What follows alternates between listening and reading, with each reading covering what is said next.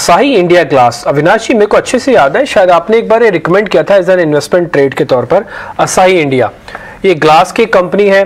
पहले माना जाता कि ऑटोस के लिए है, लेकिन मैं इसके जब बैलेंस शीट पढ़ रहा था, अब ये तो रियल एस्टेट्स के लिए भी काफी अच्छे ग्लास बनाते हैं। और आपको पता ही, आपका आजकल तो ग्रीन बिल्डिंग्स बनती है, ग्लास ज्यादा होता है और कंक्रीट थोड़ा कम होता है। तो एक बार जरा असाही इंडिया पे अपनी रिकमेंडेशन दोगे आप।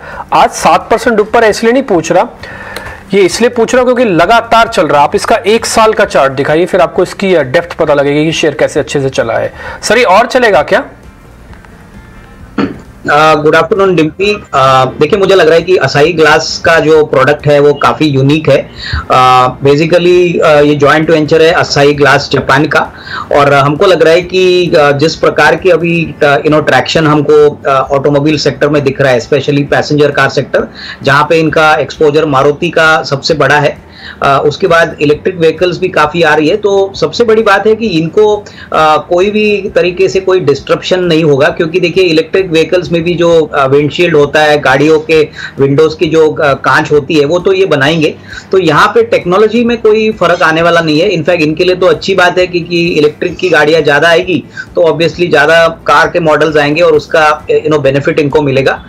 दूसरी बात आपने सही कही कि इनका आर्किटेक्चर और रियल एस्टेट स्पेस में भी काफी बड़ा नॉन ऑटो बिजनेस है, जो बहुत ही अच्छी तरह से चल रहा है। और मुझे लग रहा है कि जिस प्रकार का ट्रैक्शन हम रियल एस्टेट सेक्टर में दिख रहे हैं, मुझे लग रहा है कि कंस्ट्रक्शन स्पेस में अभी ग्रीन एनर्जी को लेके, उसका कंजर्वेशन को लेके काफी अच्छी सॉल्यूशंस आर्किटेक्ट्स प्रोवाइड कर रहे हैं। तो डेफिनेटली यहाँ पे भी डेफिनेटली अच्छी खासी कमाई होने की पॉसिबिलिटी है।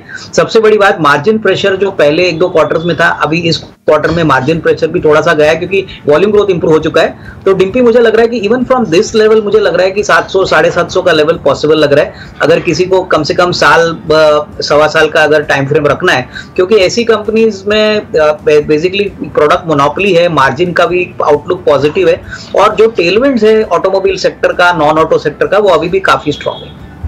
ठीक है, असाही इंडिया के अंदर केवल आज की तेजी नहीं है, बल्कि अविनाश जी तो आपको पूरा इसके बारे में बता भी रहे हैं कि क्यों इस कंपनी को आपको चुनना चाहिए, और अभी भी बाय का ठप्पा लगा, यानी कि अभी भी खरीदारी के रिकमेंडेशन दे रहे हैं। Definitely I think smaller banks में अगर हम फेडरल बैंक की बात करें या उज्जीवन स्मॉल फाइनेंस बैंक की बात करें, तो यहाँ पे डेफिनेटली नंबर्स काफी स्ट्रांग है, मैनेजमेंट की कमेंट्री भी अच्छी है, और सबसे बड़ी बात, क्रेडिट ग्रोथ साइकिल अभी डबल डिजिट्स में हो चुका है। तो इसका फायदा बैंकिंग सेक्टर को जरूर मिलेगा, क्योंकि पहले सिर्फ रिटेल डिमांड थी, अभी कॉर्पोरेट कैपेक्स भी हो रहा है। तो मेरे ख्याल से बैंकिंग डेफिनेटली एक आउट परफॉर्मिंग सेक्टर साबित हो सकता है। और यहाँ पे काफी ऐसे विकल्प है, जैसे कि फेडरल बैंक है जो काफी वेल पोजिशनड है, इनका नेट इंटरेस्ट मार्जिन, इनका कासा रेशियो प्लस इनका डिपॉजिट बेस काफी स्ट्रांग है। तो मेरे ख्याल से आई थिंक इन्वेस्टर्स को गिने चुने ऐसे स्मॉल बैंक्स में जरूर पोजीशंस लेनी चाहिए।